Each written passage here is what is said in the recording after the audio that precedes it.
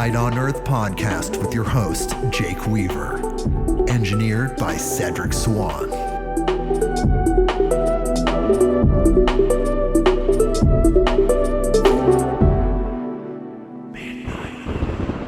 Hey everybody, we're back with another episode of Midnight on Earth.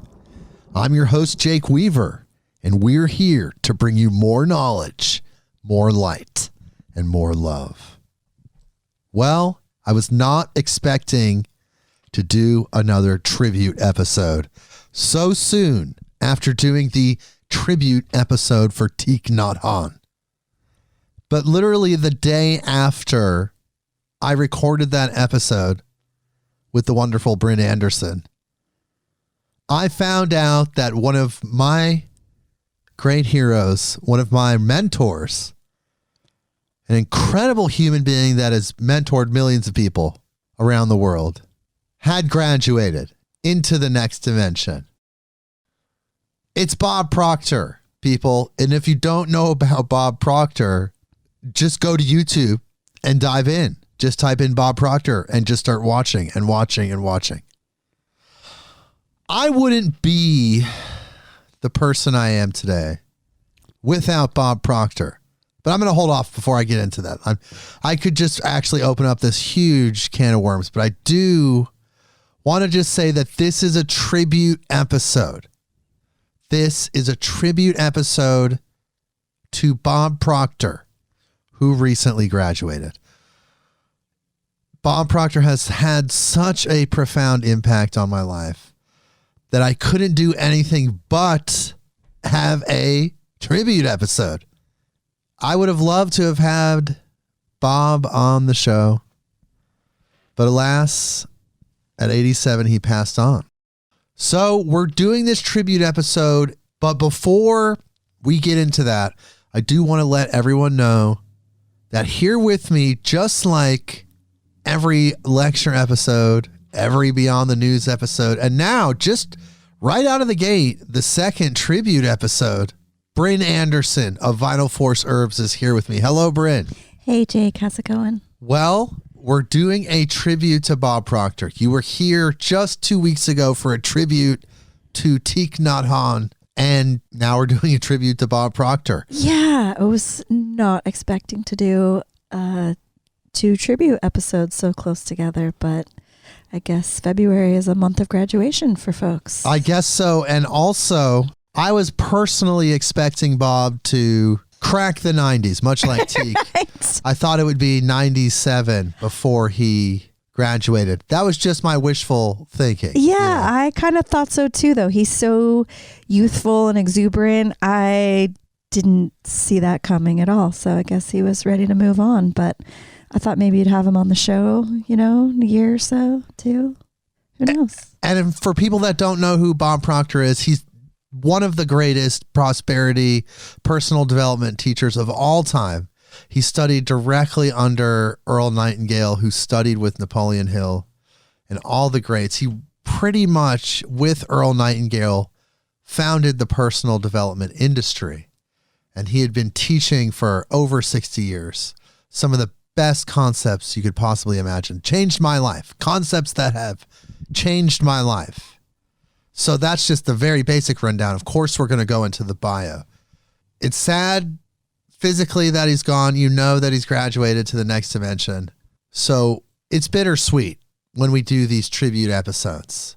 I have spent hundreds and hundreds and hundreds of hours pushing Bob Proctor's voice and information into my consciousness. So it's a big deal for me to see Bob Proctor go. I'm very, very disheartened. I'm wishing his family well and all the people at the Proctor Gallagher Institute, which is the company he founded with Sandy Gallagher.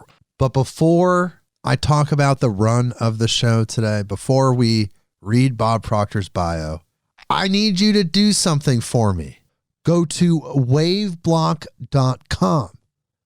WaveBlock has created products that protect you. They are adhesive EMF shielding designed for the Apple AirPods and the Apple iPhones. They are stickers which are made of materials that reflect electromagnetic frequencies, EMF radiation, away from your body. The stickers themselves do not interfere with charging, docking, use, or your case. They just offer all-day protection. And perhaps you're an Android user. They have gift cards on the site for people that you know that use Apple products. They need to be protected. This technology is here with us. These Bluetooth headphones, our cell phones, they emit radiation in addition to other things in our lives. And we have opportunities to protect ourselves. This is one of those opportunities. You place the sticker on the device, and it, like I said, it reflects the EMF radiation away from your body. And we do have a discount code, which will get you 20% off your order at waveblock.com. No other podcast or anywhere else really on the internet will give you 20% off. This is exclusive to Midnight on Earth listeners. And the code is MIDNIGHT, MIDNIGHT. That will get you 20% off any order. So go and get the protection you need. You think about the amount of time these devices stay near our head. The SAR rating, which is measuring the amount of radiation that's being absorbed by your body, is real. That's why they have these ratings. These products that WaveBlock designed are designed to protect you, protect your lymph nodes, the lymphatic system. I could go on and on and on. This is something I definitely care passionately about. If you're an Apple product user, they have several variations of the iPhone, both versions of the AirPods, the Classics, the Pros. Check these out. The 5-star ratings, the videos, the actual lab reports are on the website. Check it out, people. Use your 20% off code, MIDNIGHT, and use it at waveblock.com. That's waveblock.com. And also check out Blue Cobra CBD. That's bluecobracbd.com. And there you will find Blue Cobra CBD oil, the highest quality CBD oil on the market, period. There's nothing else like it. Why? Because the method that is used to extract the CBD from the hemp is proprietary and it's 100% natural. It's called the HIT extraction method. It was developed by a man named Howard Hitt, aka Big H, and it uses no chemicals, no solvents, no gases. Like I said, 100% natural. All the ingredients are 100% organic. Small batch, Oregon-grown hemp, organic Oregon-grown hemp. There is absolutely nothing like this on the market. I have tested and tried more CBD products than you can even imagine. Probably more than you've ever seen in your life personally, as a person that's not ever been in the cannabis industry. There is nothing like this product. I use it every single day. And it makes me a better person. It helps me be my best self. I feel incredible. I feel a very core calmness, the plant spirit. I don't know what's happening there, but I do know it deeply affects me. I tell Howard about it every single time we talk. He developed a new line. It's significantly more powerful than his original version of Blue Cobra. It's called King Cobra, and that's what I take every day. I highly recommend you try it. If you feel like it's too strong, there's Little King Cobra, and if you have pets, and people have benefited from this, they're telling Howard, and they're telling me, the Wild Thing line for pets, CBD for pets, using Howard's method. It's not just CBD for pets that you can find anywhere else. It's CBD for pets using the HIT extraction method. This is what I'm trying desperately to get through to you people that have ailments, pains, muscle issues, anxiety, depression, people that are dealing with cancer treatments. These are all situations where CBD has benefited in general. And by using Howard's CBD, the Blue Cobra CBD, you're going to experience something incredibly profound, just like I did. I'm like literally firsthand, real life information right here for you, because it's powerful medicine and it doesn't have THC in it. It's not illegal in any of the places where cannabis is still illegal. This is another product. Yes, it's made from cannabis, but it's not illegal for people that wonder about that. People still wonder about that. You'd be surprised. And there's a Midnight on Earth Blue Cobra CBD discount code. It's MIDCBD, MIDCBD, and that will get you free shipping on any order in the continental 48 United States. International listeners, please check this product out. Talk to Howard directly and see if your country's laws correlate with his product. Shouldn't be a problem. I think it's fairly legal everywhere now. And you can contact Howard about a lot of different things. If you want to hear his personal testimony where he will tell you that it cured his cancer, his diabetes, and other ailments, he's there for you to talk to, and he'll tell you that. I can't tell you that, but he'll tell you that, and he'll also tell you that other people have told him that Blue Cobra saved their lives. I can't say that, but if you call Howard on the number that's on the website or email him, bluecobracbd@gmail.com, which is also on the website, he'll tell you all that stuff. You buy some, you don't like it, you can keep the product, money back guarantee, keep the product, keep the shipping money if you had to pay it. You get it all back. I take it every single day. Like I said, I put it in my morning shake. I urge anyone that's been ever interested in wanting to try CBD to try this product, because there really is nothing like it. And I keep trying to, like a Rubik's Cube, kind of figure out how to twist and turn these concepts around every time I tell you this, so it gets through to some people. And hopefully you're hearing me, because this is truly a magical product. There really is no other CBD product like this out there, period. And you can find it only currently at bluecobracbd.com. That is bluecobracbd.com. And lastly, follow me on Instagram at midnight_on_earth. That is the address. You can go there. Follow us, Apple Podcasts, Google Podcasts, wherever you go to get your podcasts. There's so many places. Podchaser, Stitcher. I could go down the list. There's so many. Go there, click the button that connects us. And of course, please tell a friend, tell someone that you know that likes these type of podcasts, that would like to know about abundance and all of these incredible concepts that Bob Proctor brought and still brings to the table. He is a very highly recorded person. So you want them to find out about this information, bring them here, midnightonearth.com.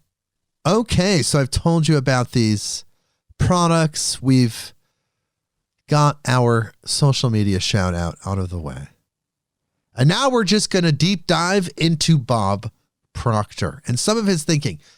There is a significant amount of recorded material related to Bob Proctor and what he's put out there. Weeks and weeks of material collectively you could watch on YouTube. And then you start looking at other sources. There's free downloads. There's other things out there. And then it just expands. There's so much. Like I said, he is a highly recorded individual. Thank God. I'm so thankful for that. I'm so glad that you can listen to all of his wisdom, that he had the forethought to record all of that, as well as, being able to find it in his books and such. But yeah, just before he passed, he invested in a new home recording studio which I believe he was saying cost him around $2 million. So he was just constantly growing, constantly pushing forward until the day he graduated. Life is for expansion and fuller expression, as Bob always said, never for retraction. So he was always trying to live in that harmonious state with the expanding nature of the universe, which is so powerful and positive. So we're going to listen to three different videos, potentially four, I think. 3 different videos from Bob, where you just get to hear his voice, understand his vibe, and also just realize that he's one of the greatest prosperity teachers of all time now. He's in the Legend Hall of Fame with Earl Nightingale, Napoleon Hill, Wallace D. Wattles. For me, this was the portal to that next level of information. I can say that Bob came into my life because a very great friend strangely appeared out of nowhere in a synchronistic time. He lived in another town and he showed up at my house one day, incredibly excited about the information that he had learned from Bob Proctor and the Proctor Gallagher Institute and all the other authors that Bob Proctor suggests in his teachings. And from there, it ignited something in me. I remember streaming the Think and Grow Rich seminar that happened in 2015. So starting in 2015 is really when this all came into my life. And really what it boils down to is, as a spiritual person, I've always been attracted to certain books that are resonant with those topics, with those understandings. And you see these titles that are spiritual and heady, and you want to read those books, and they're always in the occult section. But there's another section in the bookstores called the self-help section. And you go to that section of your library, of a bookstore, and you will see books like The Science of Getting Rich, Think and Grow Rich. And those titles tend to actually terrify spiritual people, because most spiritual people have been programmed that money is the root of all evil. And the love of money is the root of all evil. But really, that is not the case. I would like to correct that and say the lust for money is the root of all evil. The coveting of money is the root of all evil. Money is just a neutral form of energy. It can do incredible good. It can magnify your mind. You have an incredible idea backed with the resource and the energy of money can do profound things. And when I realized that, when I started to let go of my old understandings, so many spiritual authors I've read, so many people I've talked to over the years seem to have the misunderstanding that if a person is wealthy, that they've done something wrong. And that is not the case, honestly. In some cases, there are people that are ignorant in the realm of human compassion and understanding that seem to have a surplus of resources, yes, but that doesn't necessarily mean that because you have those resources, there's only one path you could have chosen. When you realize that everything is infinite and made out of one thing, just original substance before energy, then you realize that everything is infinite because everything takes that form from original substance. So all the lack, all the limitation, all the scarcity is truly a human construct. And these are some of the things that I've learned from Bob and the authors that he's suggested. And when you strip away the fear of abundance, the fear of having the resources to manifest the life that you want, to live fully, truly to live fully on earth, it takes resources.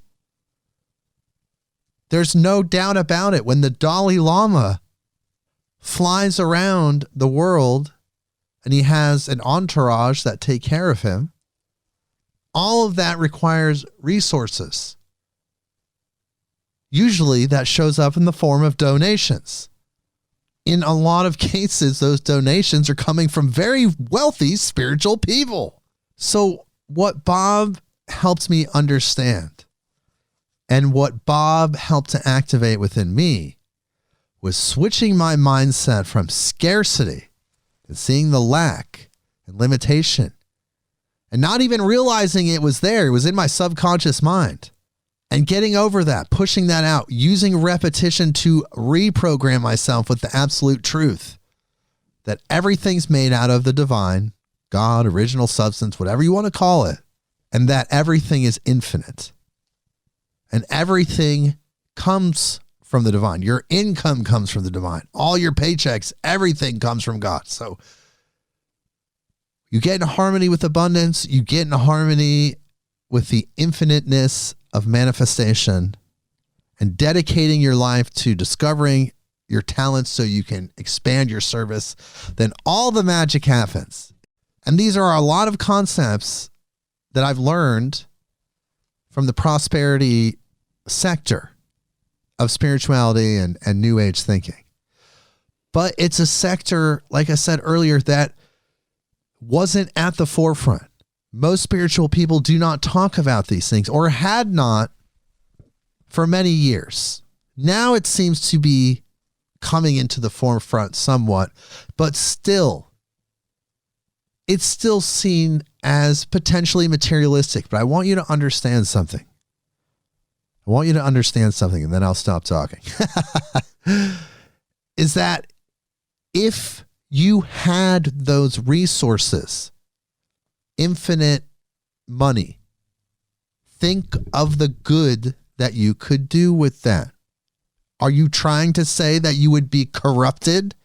Are you trying to say that as soon as you got handed millions of dollars, you would instantly do something negative? I don't think so.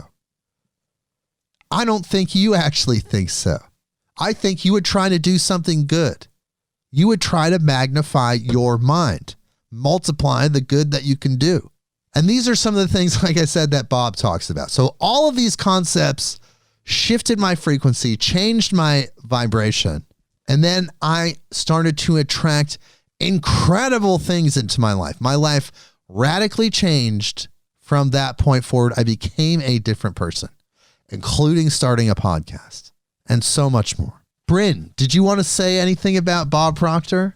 Well, wow, you just said a lot about Bob Proctor, but something that struck me when I first started listening to Bob Proctor was, like you said, he's not in the New Age spiritual section of the bookstore. He's in the self-help and the titles and things that you see him talk about, Born Rich, Think and Grow Rich. And you're instantly like, oh, that's just about greed and money or how to get wealthy quick or that kind of thing. And when I really started listening to him and the other authors that he learned from, James Allen, amazing early century author, and like you mentioned, Wallace D. Wattles. It's all about energy. It's all about vibration. It's all about the divine. Like one of the first things I ever heard Bob Proctor say, standing up there, looking like a, pretty regular grandfatherly type guy in his suit, saying like, you're a soul, you're not a body, you're made out of energy. All of these amazing, yes, you are not your concepts body. That you're like, oh yeah, that's the hippie bumper sticker. You're not your body, you live in a body, things like that. And here's this guy, and it's like, well, wait a minute. Okay, so what's his angle? And it's so much more. It's so much more profound and deeper than you might expect it to be or think, just from what we've all been programmed to believe that money and wealth and all of that is about. So I definitely encourage people to dig deeper into, what he and his teachers that he learned from are all about. Yes, you are not your body is like peak Bob Proctor. That's like his really foundational concept, one of his foundational concepts, because he really drove home the point that you're not your body, you're in your body. And then he talks about in his teachings how to utilize your mind to direct the body to achieve the goals that you want. Right. And you're not even your mind, that you are in charge of your mind. And, so therefore it's up to you to program your mind in the manner in which you would like to live, and not just let the mind run amok being ruled by the body who is being programmed by outside sources. Exactly. So it's just all about how to harness your, all your divine energy, your divine will, your divine service. Also, it's not about money for the sake of money. And that's something I think is really important. It's not just like, here's a book on how to get rich so you can have 5 pools and 7 mansions. It's about what, like you said, it's what you can do, what you can manifest, whatever you want for the service that you were born to do. You were brought here to do a service, to make the world a better place, to live for the highest good. And here is how you are able to access through energy the resources in order to do the service you were meant to do. And that's really what Bob's whole message was. And really and what I really find interesting is that a lot of what I learned from Bob Proctor, and then backing it up, Earl Nightingale, Napoleon Hill, and all the other authors, I didn't find in the occult teachings. I didn't find it in the counterculture teachings. I didn't find it anywhere. And yet it's all energy work. It's all applicable. It's a whole different layer of information. If you combine the two, you get something really special. So that's why I really want New Age people, spiritual people, my counterculture people, psychedelic people to focus in on Bob Proctor. Don't judge a book by its cover. Just listen to what he's saying. Listen to the words, and it'll change your life. It definitely changed my life. And there is a lot of intersection, of course, with magical thinking, and a lot of the concepts that he talks about can be traced back to the Kabbalion and other magical books. So there is some overlap, but not in the core stuff that's out there in the mainstream. I mean, you got to dig for the Kabbalion. That comes later. There's different books that are considered really deep, core foundational books in these type of thinkings. And he was out there promoting these concepts, I guess you could say, in the corporate world and beyond, doing seminars to very mainstream people, you would say, and giving them this incredibly high, incredibly valuable information. So that's what I know about my good friend, Bob Proctor. So just like anybody that's on the show, whether they're alive or graduated or we're doing a trivia, we still read their bios. So here we go. Here's Bob Proctor's bio. Bob Proctor, born July 5th, 1934, was a Canadian self-help author and lecturer. He was best known for his New York Times best-selling book, You Were Born Rich, which was published in 1984, and a contributor to the film The Secret, which came out in 2006. Big movie. Proctor's material maintained the idea that a positive self-image is critical for obtaining success. In 1961, Bob Proctor started studying Think and Grow Rich by Napoleon Hill, and it transformed his life. Bob listened to Earl Nightingale's condensed recording of the book thousands of times, and so have I. It's on YouTube.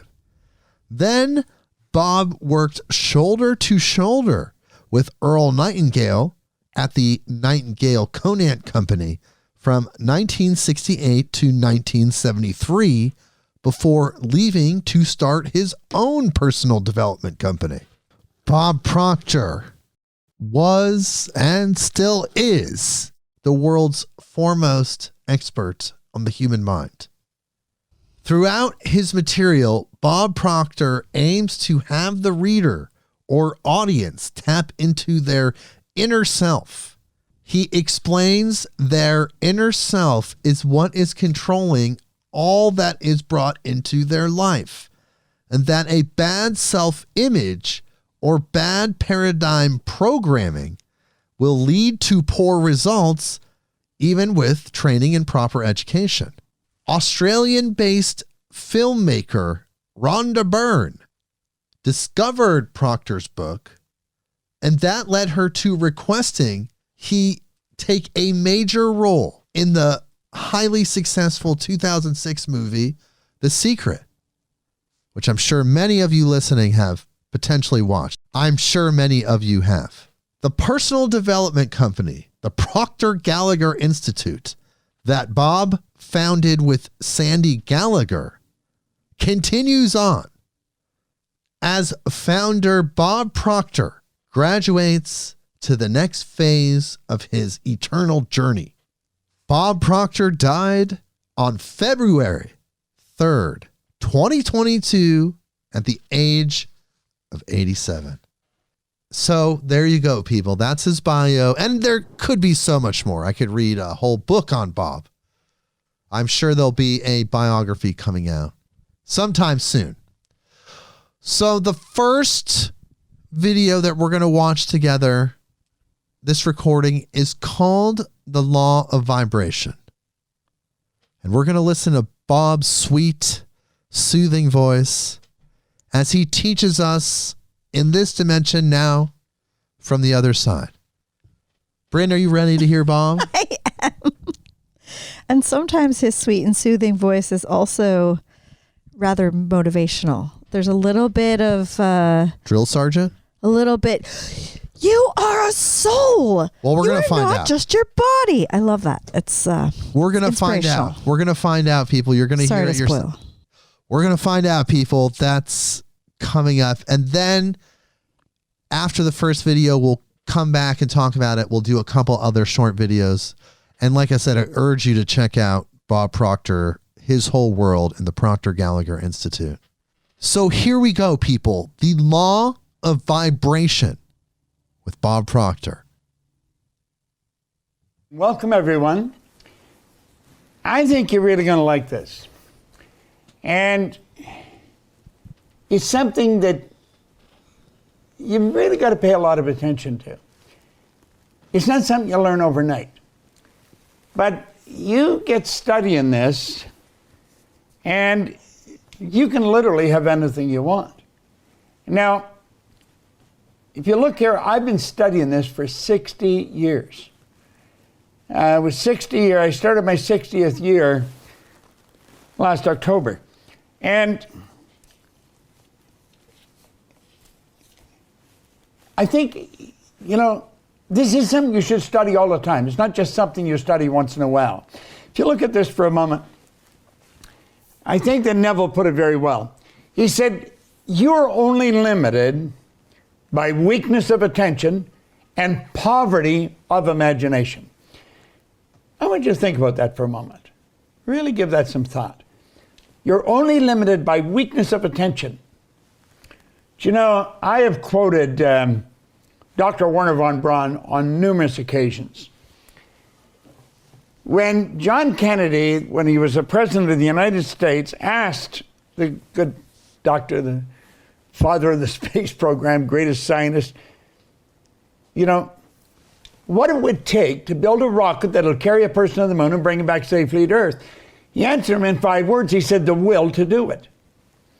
Now, will is a mental faculty. You have perception, the will, reason, imagination, memory, and intuition. These are all our higher faculties. This is what makes us who we actually are. This is what separates us from all the rest of the animal kingdom. And Neville's saying, you're only limited by weakness of attention. Wernher von Braun was telling President Kennedy, all you need is to give it your full attention, the will to do it. See, the will gives us the ability to concentrate. I don't know what you want, but I do know this. If you can think it, and you can let yourself get emotionally involved with it, and you stay focused on it, you can have it. Now that's a very basic concept, but it's not the easiest thing for most people to do. But the more you study it, the better you're going to get at it. But I love this. You're only limited by weakness of attention and poverty of imagination. You've got to activate your imagination. A lot of people just use their imagination for, gosh, I hope this doesn't happen, or I hope that doesn't happen.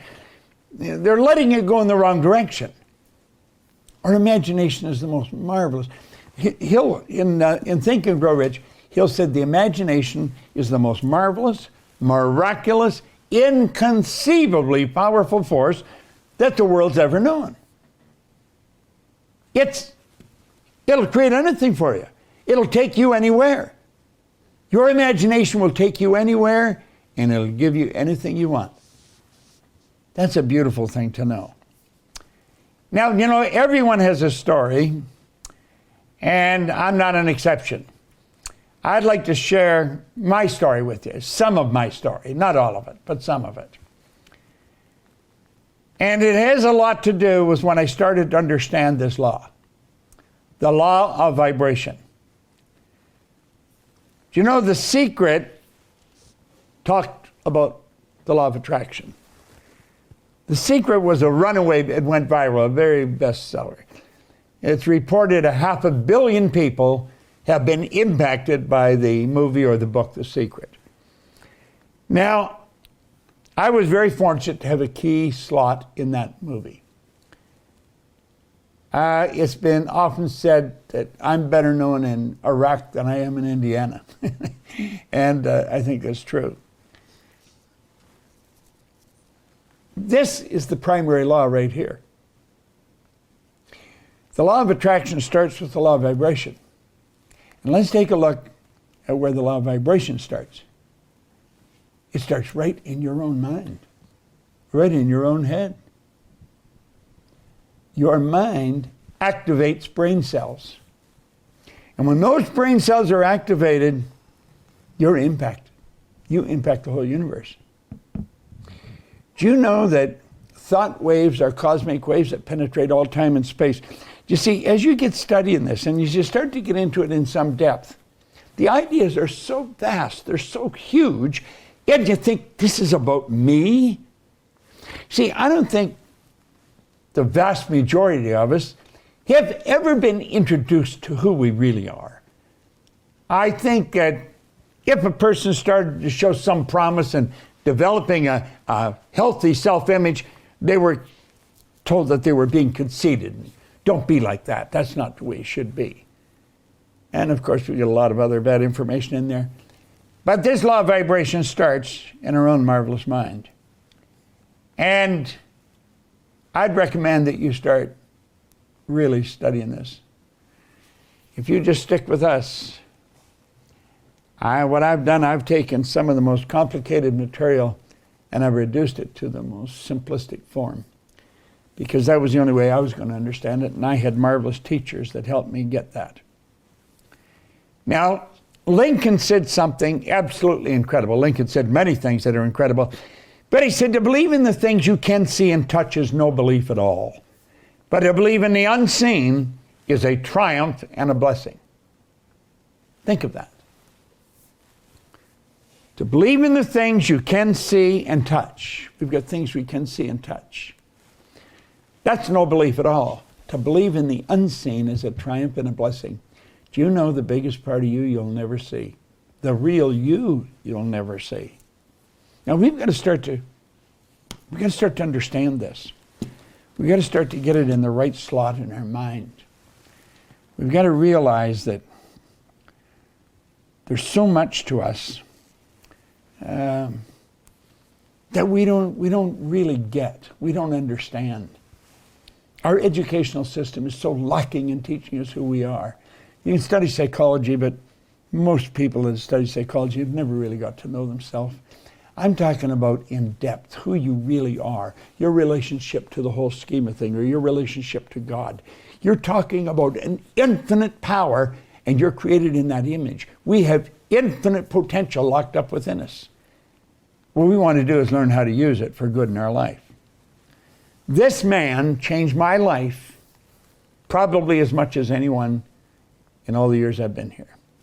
Leland Val Van de Waal introduced me to some enormous ideas. That's a slide of Val working in a seminar that he and I and Mark Victor Hansen, Jack Canfield started. I come up with the idea on a plane. I phoned Mark Victor Hansen, and then we got a hold of Val and Jack and got other people. And we put together a thing called the $1 Million Forum. And the idea behind it was we were going to teach people how to earn $1 million by setting up multiple sources of income. It was an absolutely phenomenal program. Now, we had some phenomenal teachers in that program. I mean, it was really a mind blower. It was so good. And Val, of course, wowed them all. He's gone now, God bless him, but he had such an impact on my life. And he helped me, he got me into things that I never thought of in my life. He was the one that first told me about this. He says, those who tell stories rule society. He said, learn lots of stories, Bob. Because he said, you are a story. You are a story. Now think about that. You are a story. You're a mass of energy and you function on frequencies. You are. Now think of that. You may not think of yourself that way. And then you might say, what's this got to do with anything? Well, if you really understand it, you can attract more money, all the money you want, as a matter of fact. You can attract good health. You can attract great relationships. You can attract phenomenal business. I sat down on a sofa in a room by myself, in a little house on Maplewood Lane in 1973, and I said, I'm going to build a company that operates all over the world. The lady that introduced us, Mikey Steller, is our Chief Operating Officer, and she's also our Marketing Director. And I sat down to watch television one night, which I very rarely do, and I only watched it for a few minutes. I thought, I don't want to watch this. And as I was getting up, my phone rang. And it was Mikey on the phone. This would be maybe 2-3 weeks ago. And she said, Bob, I just got a call from Betty. We're in every country in the world. I thought, wow. I wrote that in 1973. I was intellectually involved and I got emotionally involved. But I was it. I was the company. There was no one else. I was by myself. That's what I wanted to do. If you don't know what you want to do, you're going to drift. You're just going to float around like a leaf on a windy day. You're not going to go anywhere. You are a mass of energy and you function on frequencies. And Val really helped me understand that.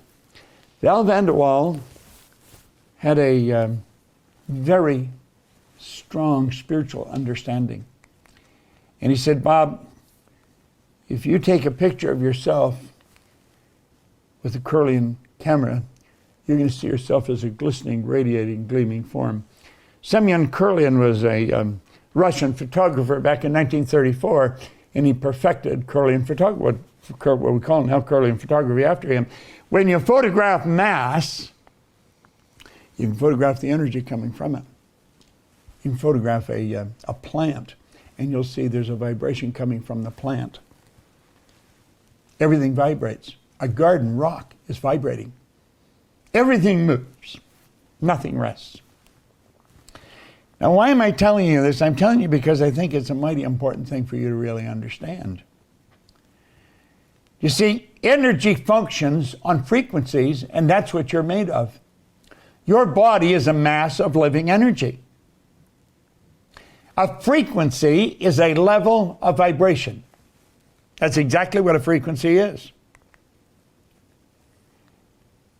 There is an infinite number of frequencies. Remember I said you can think, activate brain cells, and you send off a charge of energy. Now stay with me here. This is so important, yet it's so misunderstood. There's an infinite number of frequencies. Every one of those little purple lines represent a level of vibration. Now, do you know, Albert Einstein God bless him, he sure had his act put together, didn't he? He said, everything is energy, and that's all there is to it. Match the frequency of the reality you want, and you cannot help but get that reality. It can be no other way. This is not philosophy. This is physics. Now, this is what we teach here at the Proctor Gallagher Institute. We teach you the primary cause of the good that you desire. You take care of the cause, the effect always takes care of itself. In fact, Emerson said the law of cause and effect was the most important law in the universe. I don't know if I agree with that, but he's certainly pretty close to it if he isn't right. Everything is energy. Now think. That's all there is to it. Everything is energy. Everything. Match the frequency of the reality you want. Yet you cannot help but get that reality. It can be no other way. This is not philosophy. This is physics.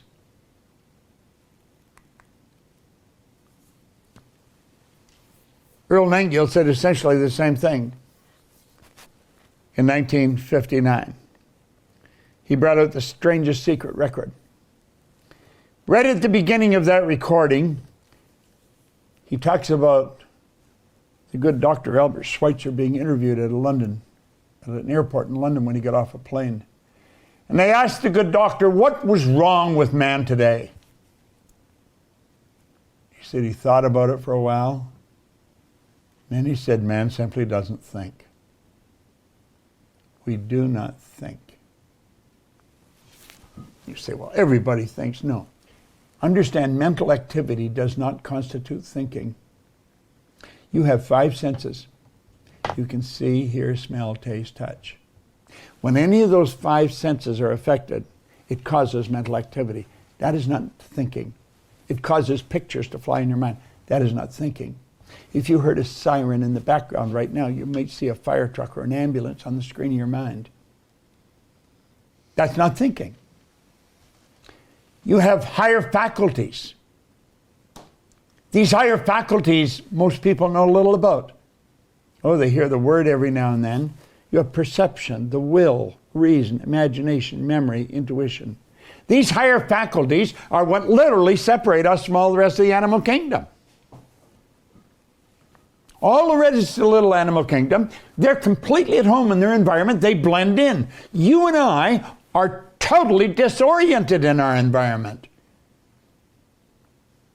We're totally disoriented. That is because we have been given the godlike ability to create our own environment. Charlie Tremendous Jones was a great man, just a phenomenal public speaker, great teacher, and always promoting books. He said that he believes that we're the composite of the books we read and the people we associate with. I'm inclined to agree with him. Well, as you start to listen to Earl and The Strangest Secret, a lot of things started to happen to me. And it changed all kinds of things in my life. Now there's the 2 men that both ended up being mentors of mine because I worked with them. I worked very closely with them, but it was as a result of me listening to this recording. I was listening to this recording and I thought, it would be phenomenal to work with them. Well, it was in 1966. I went to visit them. And I decided I want to work with them. Now you see, it was what they would teach me, what Val would teach me, that helped me understand how I had done what I did. You see, Ray Stanford sat down with me and he put an R on a sheet of paper. Then he put 3 letters down beside it, 2 H's and a W. Now he said, Bob, let the R represent results, and let the 2 H's and a W happiness, health, and wealth. Then he asked me if I thought he was a happy person. I said, yeah, he seemed pretty happy to me. He said, did you ever see me sick? I had to admit I hadn't. He said, did you ever see me when I was broke? I had to admit I hadn't. This guy always had money on him, quite a bit of it. He said, Bob, you're one of the most miserable people I've ever met. Now, this is in 1961. He said, you're always sick. He said, you don't have a terminal illness, but you've always got a cold or a headache or something. And he said, you're always broke. Now, he was so right. I was earning $4,000 a year. I owed $6,000. Now, I want you to think of this. At the time, I had 2 months high school. I had no business experience at all. I was 26. I'd left school when I was 15. I worked all over the place. I was in the Canadian Navy. I worked in bars and in factories. Always dumb jobs.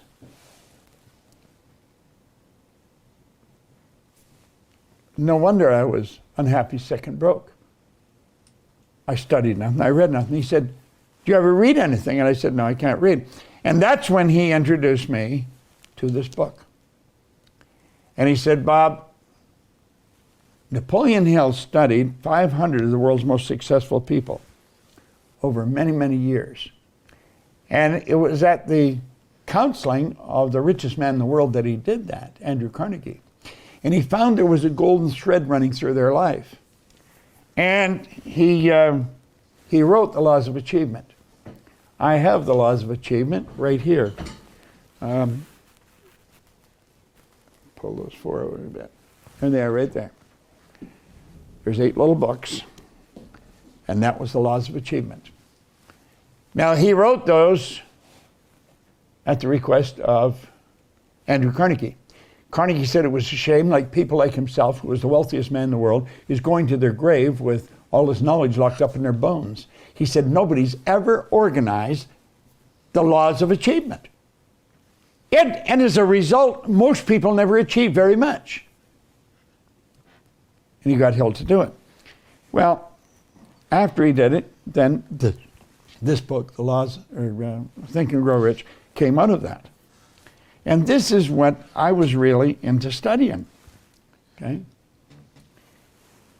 You know that within a year, my income was at $175,000. Now, at the beginning, the end of this meeting, Arash is going to be giving you a directive. And what I would suggest you do is listen very carefully to him. This is a goal card that I have my goal written on. I carry this in my pocket. Every time I put my hand in my pocket and touch that card, the picture that's in my mind flashes on the screen of my mind. I painted the picture in words on the card, and it's tucked into cells in my brain. Well, that's how I went from earning $4,000 to $175,000, and I did it in less than a year. This is no formal education, no business experience. I had no idea what I was doing. In less than 5 years, I was over $1 million a year. I had business operating in Toronto, Montreal, Boston, Cleveland, Atlanta, in London, England. If you ask me how I did, I had no idea.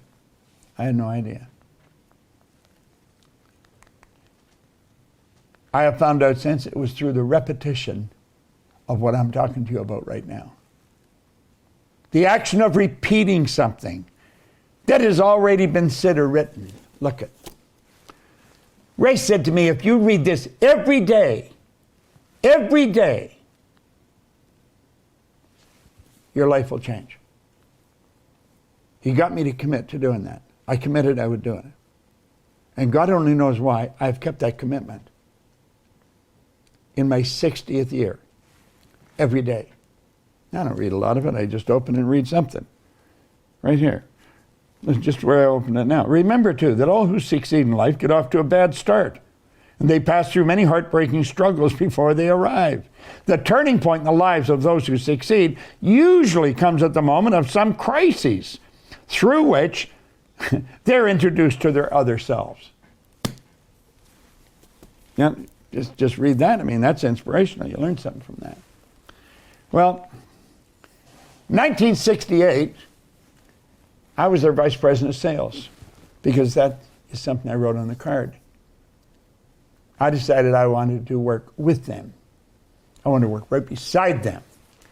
And I had an office right beside the two of them as his vice president of sales. And you know, Earl taught me something that is so valuable. And I want to share it with you. He said, you know, Bob, there's an enormous difference between knowledge and the experience. Now, I want you to think about that. Because when he sat down and explained this to me, and he said, before we agreed that you were going to come here, Bob, to work, we checked you out. And that's when he told me, he said, you've got something very strong going for you that we need in our company. And that's when he told me, he said, there's an enormous difference between knowledge and experience. He said, you see, Bob, if we read the book, if we understand it, we can talk about what's in it. We have some knowledge. But he said experience is totally different. Experience is when you've done it. So you just don't think this is right information. You know it's the right information. What I teach here in our programs, I don't wonder if it works. I know it works. I'm going to be 87 in July, and I feel like I'm just getting warmed up. I have no intentions of slowing down.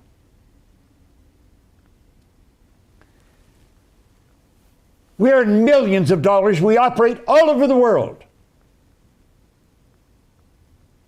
And I believe we share some of the most powerful information in the world. It's not just something I've studied. It's something I did. And it was only after I did a lot of this that I got help. Because one day in London, I was thinking, how in the heck did I do this? I was actually being irresponsible.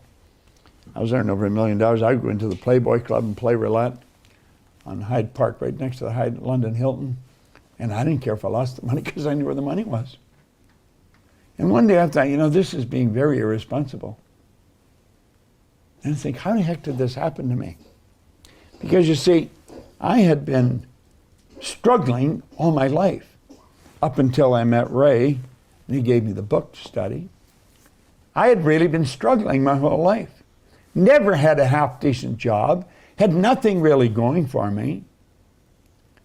And here I am, owning a company that operates in 7 cities, 3 countries. And I thought, how did it happen? And I couldn't figure it out. You see, I knew I wasn't lucky. I just inherently, I just had an innate awareness that I was not lucky. I had been raised to believe if you're going to earn a lot of money, you got to be really smart. I knew I wasn't really smart. I knew that. I knew a lot of people thought I was, but I knew I wasn't really smart. And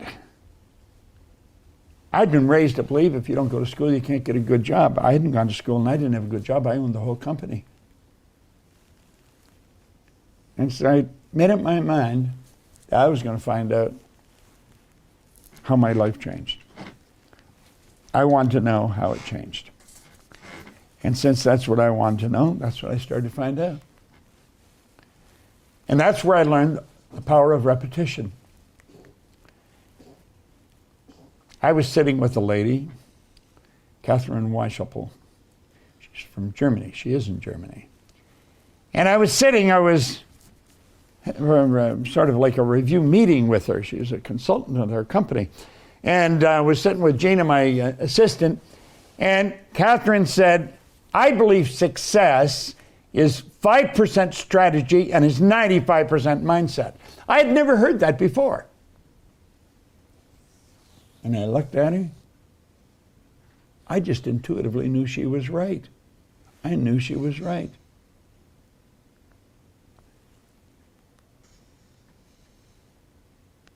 I would go back to when I was on the street in England, I don't even know if I knew what strategizing meant. I didn't feel bad not knowing. I mean, why would I know? I hadn't gone to school. I'd never been in business, you know? Success is 5% strategy, 95% mindset. You see, it's all about the mind. It's about your marvelous mind. Now, before tomorrow, I'm going to show you different concepts. I'm going to explain them so that if you had a 15-year-old, the 15-year-old would understand it, believe me. I pride myself in explaining things in a very simple manner. I don't want to complicate it. The people that taught it to me did that. They kept it very simple. It's about your marvelous mind. As Van de Waal taught me, he says it's all in awareness, Bob. He said there's a marvelous inner world that exists within us. And the revelation of such a world enables us to do, to attain, to achieve anything we desire within the bounds or limits of nature. Now listen, this is vitally important information.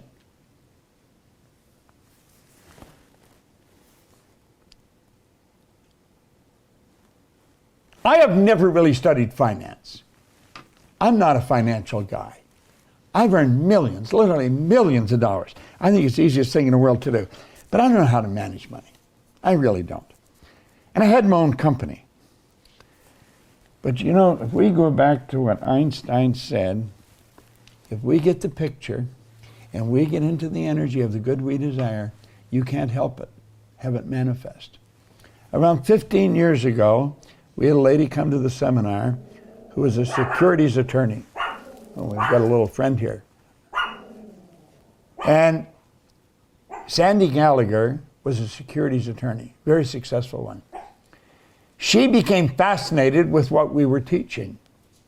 One thing led to another. I'm going down the road pretty fast here. And Sandy Gallagher became my business partner. Sandy is really a financial genius. She really is. She was buying and selling banks, turning banks public. Here's Bob, knew nothing about finance. And I attracted the perfect business partner for me. And I could just go ahead and do what I love doing. And I knew that our company was in good hands with that. And Sandy runs our company. She is the CEO and the president of the company. Now, why am I mentioning this? You've got to become aware that you can and will attract whatever you require to cause whatever picture you're holding in your mind to move into form. It's not an accident. There is a marvelous inner world that exists within us. And the revelation of such a world enables us to do, to attain, to achieve anything we desire within the bounds or limits of nature. Now, that law or that truth was taught to me by this man. He taught me so many things. God, I miss him. Val and I became great friends. We did a lot of work together. I think of Val, he was a big guy. I've always been not that big. I think I was about 135 pounds when I started to work with him. We'd be out on the road and we both liked buying clothes. We'd go into a clothes store. He said, "Getting men's clothes in here?" He was always ribbing me. He said, "You know, this guy has to run around in the shower to get wet." I think what he was doing was making excuses for him being as big as he was. But sure, a great guy. Now, he's the one that woke me up and then he introduced me to this drawing. And he said, "Bob, I want you to let that represent you." And he said, the big circle represents your mind. The top half of it is your conscious mind. And the bottom half is your subconscious mind. Now, you've been reading a lot about this, but I would suspect that you're very confused when you read a lot of this stuff. I think one of the best books on the subconscious mind is Dr. Joseph Murphy's book, The Power of the Subconscious Mind. It's a phenomenal book. If you don't have it, your library is not complete. And at any rate, he taught me this drawing, and he said, when you think of yourself, you got to have an image. You got to understand the mind is everything in your life. You got to learn how to work with it. Now he said, let's look at it this way. There's the mind, and there's a positive sign and a negative sign. Now he said that actually represents a law of polarity, the law of opposites. And he said here, a power flowing into your consciousness. And when it flows into your consciousness, you create thoughts. You literally create thoughts from a power that flows into your conscious mind. You can originate thoughts. You can think something that no one has ever thought before. You have a unique ability to do this. It's the thoughts that you think in your conscious mind that you impress upon your subconscious mind that causes you to feel the way you feel. Feeling is conscious awareness of vibration. Those feelings are expressed with and through your physical body. That causes the action which produces a result. Now, getting them all lined up is called attitude.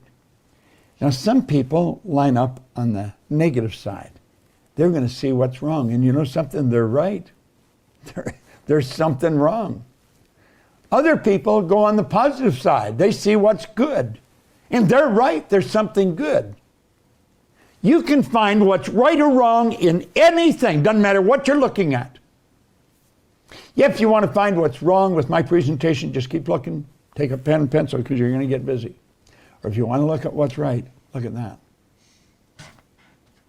There's a power flowing into our consciousness, and we have the ability to think anything we want to think. And it's the thoughts we think that causes the feelings because we get emotionally involved with them. That causes the body to move into action and produce results. Now, this drawing is without question so valuable and so misunderstood. And he went on to explain more about the conscious mind. He says, that's your thinking mind, Bob. Problem with most people is they don't think. They really don't think. Mental activity never constitutes thinking. I remember when he said that, and I never forgot it. He said, that is your thinking mind. It's also referred to as the educational mind. This is you I'm talking about. Now, as I keep building this idea, you're really going to get to know yourself, the world you live in, and the laws that govern your being a lot better. Yet, as you understand yourself a lot better, you're going to find your finances are going to improve, your health is going to improve, your relationships are going to improve, your whole world starts to get better. The educated mind is also referred to sometimes as the intellectual mind. That's where all the intellectual factors are. Remember I told you what they were? You had perception, the will, reason, imagination, memory, and intuition. There's 6 of them. They are our mental muscles. And as you start to understand how to develop them, you can become a very powerful person. If you've ever been in a seminar that I've been in, you know that I can walk up to a person, I can tell them all about themselves. Everything that goes on the inside shows on the outside.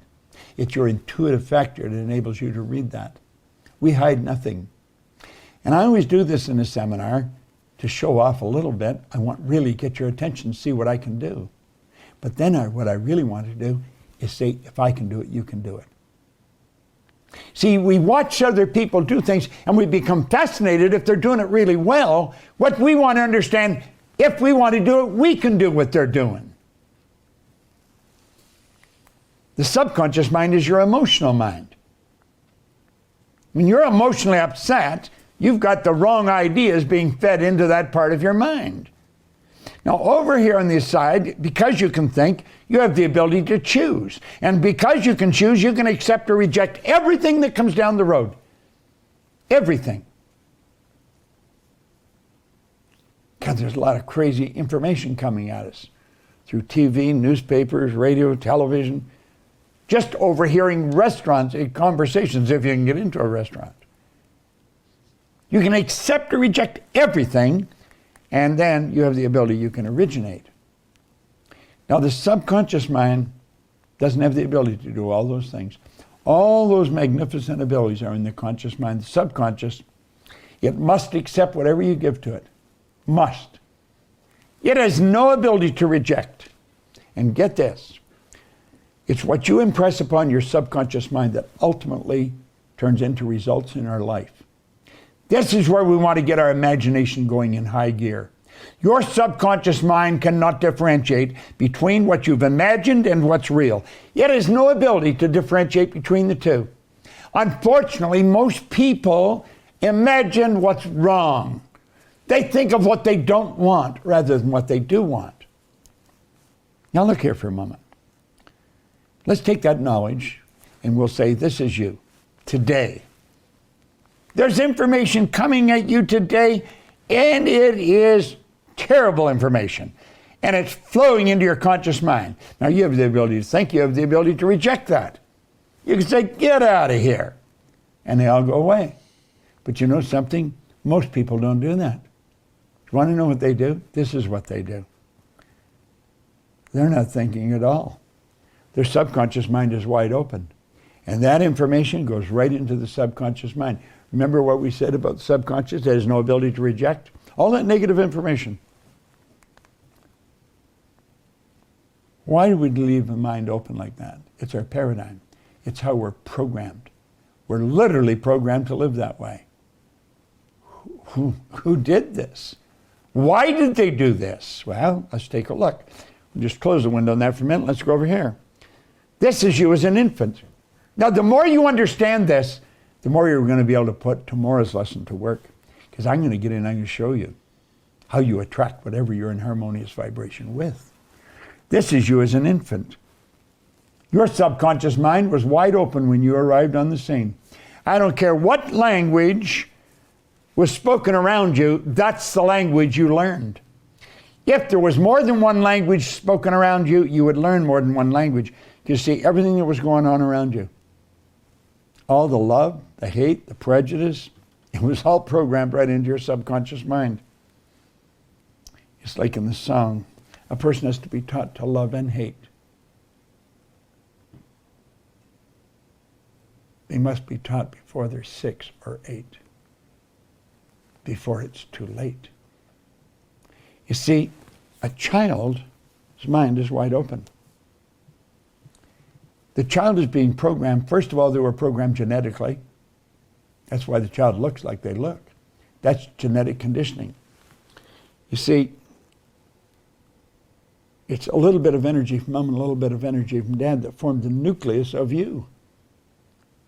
And when those energies came together, that was the start of you. And then 280 days later, you made your debut on the planet. But over that 280 days, there was a lot of programming going on. There's genetic program, and now there's an environmental program. And the paradigm, here we are, years later.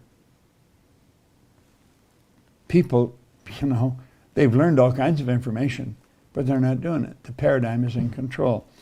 You see, the paradigm is, it's something most people don't understand. It's something everyone should understand. Every one of us has gathered an abundance of knowledge covering numerous subjects. However, most of what we've learned has very little, if anything, to do with our paradigm. Therefore, we frequently don't do what we already know how to do. I maintain that everyone that can hear my voice already knows how to at least double your income. Now, you may be thinking, oh, that's not true. Oh, yeah. Listen, trust me. I've been there. I've done that. I've worked with thousands of people. I know how it works. We have superior knowledge, inferior results. That causes confusion and frustration. Now let's put our model up here and take a look. Here's a person here. They've got all this knowledge in their mind. They go to school. They get a ton of knowledge. But you know something? The knowledge doesn't match the results. Why is it that a person with a great formal education, worked in a good company for maybe 30 years, is struggling to meet a mortgage payment? Explain that to me. How does that work? They've gone right through our educational system. We're very dedicated to employees for maybe 30 or 40 years, and they're having difficulty making a mortgage payment. Doesn't make sense, does it? Well, all they know isn't working for them because the paradigm is in control of them.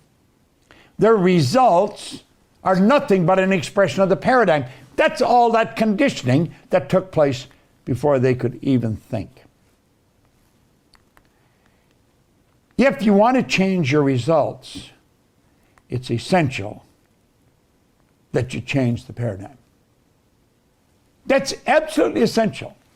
So, as we get into the law of attraction tomorrow and show you how it's just an extension of the law of vibration, I would recommend you study it pretty closely.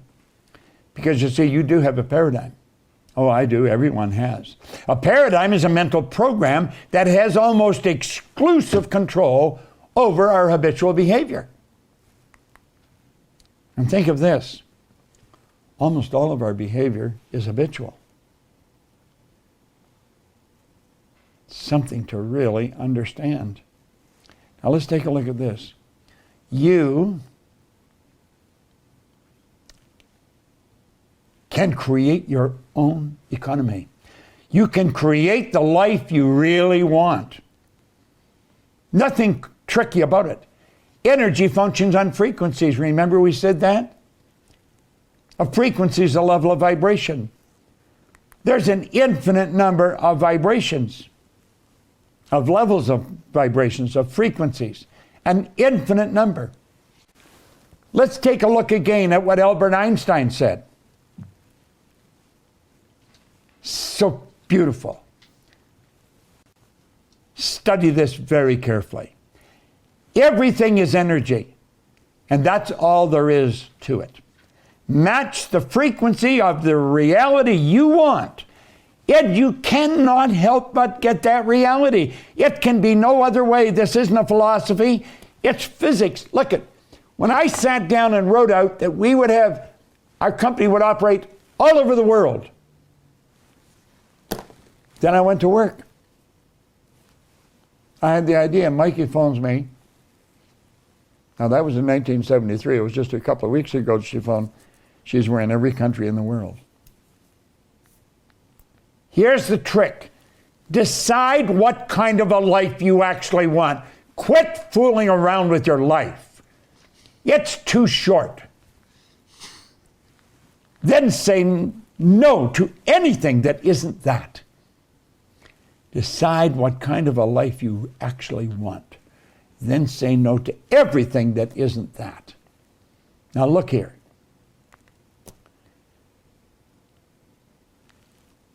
Wants are where it starts. You know where wants come from? I'm going to tell you. Look at me. You have, at the center of your being,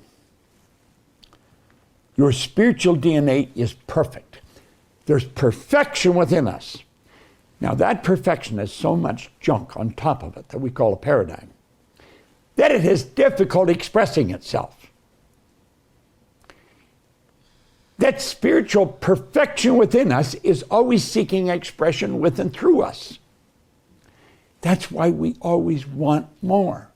Now, when I was a little kid, my grandmother said, you always want more. You should be satisfied with what you've got. Grandma was an angel of God, but she was wrong. You should never be satisfied. Dissatisfaction is a creative state. It's dissatisfaction that causes you to reach, to stretch. What do you really want? What do you really want? That comes from the essence of who you are. Now that's not to get. Getting is nice too. That gives you greater physical comfort. You can have all the good you desire. I was talking to a friend of mine earlier this morning. He said something just about blew my mind. I loved it. I wrote it down. He was saying it's his girlfriend's birthday this week. I know his girlfriend didn't have a week's birthday. But he said, we're celebrating it all week. We're having a birthday lifestyle. He said, we've already got a birthday lifestyle. And I love that. That's what you want. You want to have a birthday lifestyle. Everyday celebration. What do you want? The want is not to get. That's a side benefit. The want is to grow. It's for you to bring more of you to the surface. You're God's highest form of creation. The wants turn into desire. Desire comes from the Latin desire, to give birth to the children, to give birth to the idea. The want creates the desire. The more you feed the desire, the stronger it becomes. Desire is the effort of the unexpressed possibility within, seeking expression without through your action. The desire is what moves into form. Now, that's where you're going.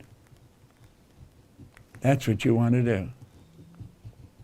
It's all vibration. It all has to do with energy. And we're back after the first video. That was pretty incredible tail end of Bob's life. 60 years at that point. And he touched on a lot of his key teachings. The things that I would say were exclusive or at least signature Bob Proctor teachings. So it was a really good video, but I urge you to dig deeper. And we're still going to dig deeper. There's a couple more videos we're going to check out and listen to these recordings. He was 86 in that last recording, and he passed away. He graduated when he was 87. So that was right at the tail end of his life, and he was still crushing it. So as you go back in his career, there's all different stages of his energy level, his presentation. He uses different methods during different eras, and it's just really amazing. He really teaches some really good stuff. Brynn, what did you think about that? You took some notes, as you always do. What did you think about that? Just kind of overview. That seemed like an overview of the Bob core concepts. What do you think? Yeah, definitely. I think that it was kind of a recap. He touched on all of the things that he talks about. He talked about how there are an endless number of frequencies, and whatever frequency you're on is what you are going to attract. I love the quote from Albert Einstein that he used, which was just summed up very quickly, something that he would talk about for days and days about, match the frequency of the reality you want and you can't help but get it. And then if you go dig into YouTube, you can find where he'll spend, an entire 48 hours on that one quote, breaking down exactly what that means and exactly how to process that and work with that energy. And then he talks about, the difference between thinking and just the subconscious mind and the conscious mind, and how we have to be really careful about how our subconscious mind is just working on automatic, and whatever is put into your subconscious mind is what, that's all your subconscious mind can work with. And so it's up to you to be careful about what you feed it and to program it in a way that you want, so that it's not just, running on autopilot. Yeah, essentially getting programmed from outside sources. You have to actually, like he said, say, go away, almost in a way, like consciously reject the information that's coming in. Notice that it's happening. Wow, I'm being programmed by that billboard, by that magazine, by that idea, by that concept that's being pushed on me from a neighbor, from a coworker. I don't agree with that concept. I don't know enough about it. I can consciously understand what they're saying, and I'm choosing to accept or reject that. Absolutely. And one of the authors that I know he learned from, James Allen, who wrote the small, great little pocket book you can carry around with you everywhere and read 1,000,000 times, As a Man Thinketh, So Is He. And, in the title, whatever you think about, you become. Whatever you work with is what happens. And there's so much more to that statement. It's a pretty profound statement if you think about it. Yeah, and we're going to check out some more Bob. Bob is going to tell us even more. And really, one of his core concepts that he talks about and teaches about is the power of paradigms and how good paradigms, good habits shape our results. And we have to consciously take control of creating those paradigms and programming ourselves. And then how these paradigms can also destroy us. Like Brynn was saying, if they're coming out from outside sources and you're letting them sneak past your conscious mind, and then all of a sudden you have these thoughts, these ideas that aren't coming from you. They're coming from somewhere else, and they're forming unfunctional, dysfunctional views or behaviors, or even just responses or reactions. It's something that's even generational. You could be passing it down to your children. These paradigms could have been passed down to you. But there is a way to change the paradigms. And what is necessary to change the paradigms is repetition. This is so huge. This is a huge thing. So there's only one way to reprogram yourself, and that is the repetition of new information. So sometimes people talk about mantras. You can think about how they're repeating these spiritual concepts and pushing them into their subconscious mind to resonate with it, to become one with it. But really, you can use that same formula to reprogram yourself in other ways. And repetition is what it takes. So you get this information, whether you're reading it in a book, maybe you read the same book 75 times. Maybe you read the same book 750 times. That's where the repetition comes into play. It's even better with audio recordings. You listen to the same recording hundreds of times, thousands of times, and it burrows into your subconscious. It's information that you're consciously letting into your subconscious, and that's shaping a new paradigm for you, which is then creating new results in your life. Brynn, did you want to say something about that? That was a great description of what repetition can do to change a paradigm. I just wanted to back up for a second about what is a paradigm. Bob says that a paradigm is a mental program with exclusive control over behavior. And most of our behavior is habitual. And so just thinking like, okay, what are these paradigms? It's like, it's anything. It's saying it's something that decides what your reality is. And it's something that can limit you if you're not aware of what it is. I live in this certain place, therefore I can only do this.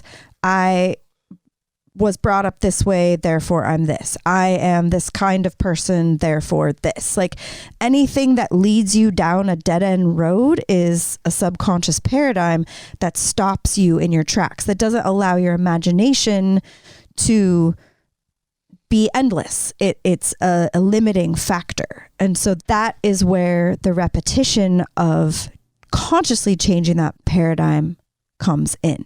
I would like to do this. I can do this. I am going for this. I will do this. And you leave the rest of, I can't because of how I was brought up or where I come from or what education I have. Yeah, these limiting concepts is what you're saying. You get programmed with these limiting concepts, and the programs shape our perception. The paradigms shape our perception. So we change our perception, we change the way we look at things, we input new information, push it through repetition into our subconscious, then the paradigm shifts, and then we're in a different reality because the paradigms also create reality. But this video that we're going to watch now, this is Bob talking about why repetition is necessary when changing paradigms, because it's the only way. It's the repetition of new information. So here we go. Brynn, are you ready for another video? This one's a lot shorter, people. Don't worry. I'm ready. Okay, here we go. Firing the rocket. Now, for the next few minutes, I want to talk about you. I want you to just think about you for a moment. I want you to think about your life. I want you to think about how you're living versus how you'd really like to live. Just see, pay close attention to what we're doing, and you're going to find out that you can actually create your own economy. Now, I learned that many years ago when a man told me, he said, Bob, if you'll read this book and do exactly what I tell you, you can have anything you want. Now, I did not believe that. But after talking to him for a while, I believed he believed it. Guy was happy, he was healthy, he was wealthy. I was unhappy, I was sick, and I was broke. I had no formal education, I had no business experience. He said, that doesn't matter, Bob. What's happened in the past is the past. What happens in the future is based on the decisions you make. Now, I said, I know how to earn money. I know how to be happy, and I know how to stay healthy. If you'll do exactly what I tell you, your life will change. Well, do you know, it did. Over the next year, I multiplied my income. In fact, my life changed so much, I made a decision on one thing. From that point on, I would always have a mentor. I would have some kind of a coach, and I would pick someone that knows how to do what I want to do. And then I'd do exactly what they told me. And that's what I've done. And I've been doing that now for over half a century. I sat down and took a pen out one day and said, I'm going to build a company that operates all over the world. Well, right now I'm broadcasting all over the world. And I'm going to show you how you can really make things happen. Growth is a normal part of life. If something's not growing, it's dying. Now, if we're going to grow, there's one thing we're going to have to do. We're going to have to change. We cannot stay where we are and get better results. It just doesn't work. Now, this man said to me, Bob, you change your paradigm and you'll change your life. I didn't even know what paradigm was. I certainly didn't know how to spell it, didn't understand it. He said, let me show you what a paradigm is. He said, you told me that you wanted to earn more money. That's all I wanted. I figured if I had enough money, my problems would go away. See, I was earning a little bit and I owed a lot. I owed everybody money and I couldn't seem to get out of debt. I just couldn't seem to do it. I'd pay one bill and another one would pop up. Well, he said, let me tell you something. There's two things that you must know if you're going to create wealth. They're not difficult. Anybody can learn them. You have to know where you are. You have to know where you're going. And then you've got to get moving in that direction. Now, this is so simple and so obvious that when you start studying this, you're going to ask yourself, why are so many people stuck? And I'm going to tell you, a lot of people are stuck. Most people get the same result this year as they got last year. Oh, it may have fluctuated a little bit, but not very much. Do you know, with the potential we've got, we should double, triple, quadruple our potential, our results. Because we're God's highest form of creation. We've got mental powers that would blow you away as you start to study them. So the obvious answer is then, well, people mustn't have goals. And I suppose that's true in a lot of cases. But I think a lot of people have goals, they just don't know how to get them. I don't think that's where the problem is. The problem's over here in understanding where we are. And most people really don't understand where they are. Well, they know where they are physical. You know, I'm standing in the middle of a field and a farm and so. I'm walking down a main street in Fifth Avenue in New York. They know where they are physically, but mentally they don't know where they are. They don't know why they keep getting the same results over and over and over. They keep same reoccurring problem. Well, he said, I'm going to tell you why. He says, because of paradigms. Because of paradigms. And then he said, Bob, you've got to learn to control the flow of the thought energy, and you got to let it flow freely to and through you, and it'll improve everything that it connects with. See, there's an energy flowing to and through us. I'm not going to take the time to go into it here, but you can actually photograph the energy leaving a body. I think you may have seen that or heard of it. It's called Kirlian photography. A man named Semyon Kirlian back in 1934 in Russia perfected a form of photography where you can photograph mass and you can photograph the energy coming from it. This thing we're living in is a massive energy. Do you know there's about 11 million kilowatt hours per pound potential energy locked up in the electrons in the atoms of our body? We're just walking dynamos. We don't understand how to direct it. Well, let's take a look. What is a paradigm? A paradigm is a mental program that has almost, I say almost, exclusive control over our habitual behavior. Now think of this for a moment. Almost all of our behavior is habitual. So what we're really saying is that paradigms are controlling our life. We're not controlling our life at all. Now consider this. People go to school, they gather all kinds of information, they may have degrees, come right off the end of their business card. So they're not lacking in the smarts department, in the intellect department. They've got the knowledge. They're not using it. Why do so many people graduate from university, deep in debt from going to university, and they can't find work? How could you have all that knowledge and not find work? How could you have all that knowledge and be broke? Well, I'm telling you why. It's because of paradigms. Now, this is an interesting subject, and this is a black and white matter. There's no gray matter here. It doesn't matter how hard you work. It doesn't matter how many hours you put in. I've been working at this for over 50 years. I'm very familiar with it. If the paradigm does not change, ultimately the results will remain much the same from one year to the next. And that's really what happens to most people. If you only remember one thing I'm saying, I want you to burn this into your mind. When paradigms stay in control, nothing changes. Now, you can try as hard as you want to change some area in your life. If the paradigm remains in control, you're toast. It just will not work. So we got to ask ourselves some questions. How do we control the flow? Well, we've got the ability to choose. We've got phenomenal mental faculties. What is a paradigm shift? What is it? Well, it's an interesting thing. When we really cause the paradigm shift, everything happens. Now, we're doing a program. It's called a paradigm shift. It's a seminar. I don't care where you are in the world. I can come right onto your pad, right onto your computer, right onto your phone, anywhere in the world where there's an internet connection, and you can attend a seminar that I'm doing with Sandy Gallagher on paradigms. It is a powerful program, and we're coming right into your home. Now, what is it? It's a resourceful environment that we create where people from all over the world collaborate, they mastermind, and explore opportunities while developing financial independence by setting up multiple sources of income. Look at that phrase right at the bottom of the slide. Multiple sources of income. Way back many years ago, I was trying to figure out, what do wealthy people do that's so different? I've met wealthy people that were absolutely brilliant, and you could understand why they're wealthy. But I've met other people who aren't very bright at all, and they're also wealthy. So it's a cross-section of people. You'll find men and women. You'll find young and old. You'll find from every nation, every culture. You'll find the wealthy and poor. Well, what is the concept? Wealthy people, all, almost without exception. I say almost because I don't know for certain if everybody does, but I'm inclined to think they do. They have multiple sources. They don't have one source of income. They have many sources of income. I have sources of income from all over the world because I've set up a company that operates all over the world.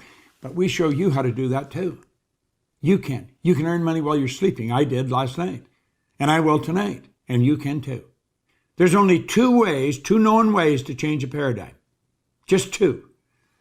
Go ask any psychologist, any psychiatrist. The paradigm is like a program in our mind that controls our behavior. Doesn't matter how much we know, our behavior is controlled by the paradigm. Now, the first way is the constant spaced repetition of ideas that are essentially the opposite of the paradigm. Now, the other way, it doesn't happen very often. That's the personal experience of an emotional impact. I'll give you an example. 9/11 in New York, the buildings coming down, that was an emotional impact. Not for me, probably not for you.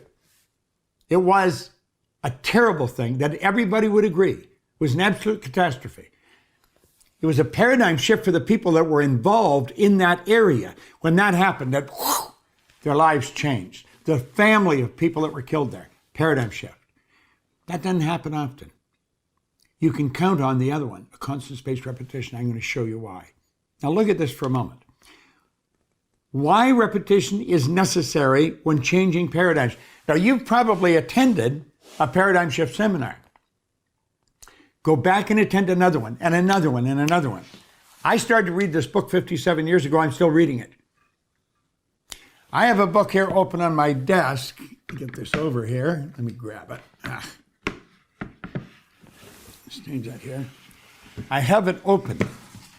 I've been reading these 2 pages for 3 months because I know that's how paradigms change. It's repetition that actually changes it. Now, here's why. I want you to look at this for a moment. Let the white line that I'm going to put on here represent the sound of my voice.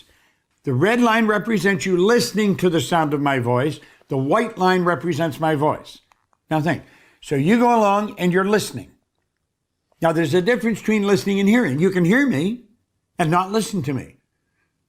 Kids are like that with their parents. Most people are like that with their spouse. They hear them, but they're not listening to them. And so they're in trouble. That's the way it works. So think of what I'm saying again. The white line represents the sound of me talking. The red line represents you listening to me talking. Now, I'll go along and I'll be explaining something, a bang, an idea will hit. Where do you go? You go off on a thought trip. You see, those lines are what we call a thought frequency. And you'll be up here and you'll be thinking about that idea that hit your mind. All the while, the white line's still going. I'm still talking, but you don't hear it. You do hear it. You don't listen to it. And then you come back down and you start listening again. And you go along and bang, another idea hits and away you go on another thought trip. So you see, that is why we can listen to the same thing over and over. And you'll say, I never heard that on there before. I never heard that before. You could be reading it in a book and say, I don't ever remember seeing that in the book. That is because you would be reading, your eyes are going, but your mind is off somewhere else. Now think of this. If you see those red dots and they represent at the point in the seminar when you took an idea and you started to think about it. Let's suppose you come back to it again. Let's tear all this down for a moment and we'll just leave the dots on there. Okay? Now, what do you suppose the odds are of you stopping on that idea the next time you hear the same thing? It isn't going to happen. You're going to come down there. You see, the odds of you stopping at the same point, you're not going to do it. So you're only getting emotionally involved in the idea once, and then you get another idea at another place. Through repetition, everything in your life starts to change. Now, I never knew that, but I started to read this book, and then I started to listen to a recording of Earl Nightingale's Bio way back in 1961. I was so fascinated with what Earl was talking about, I couldn't stop listening to it.